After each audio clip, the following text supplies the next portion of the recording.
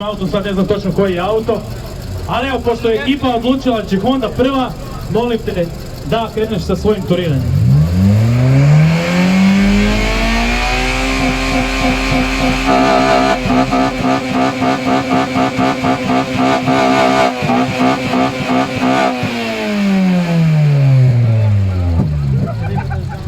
A sad ćemo čut peticu kako turira.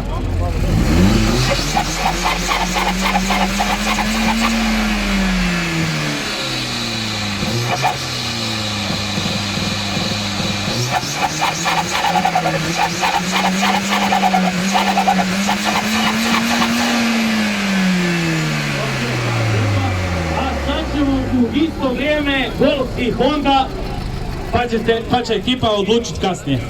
Može 3, 4, sad!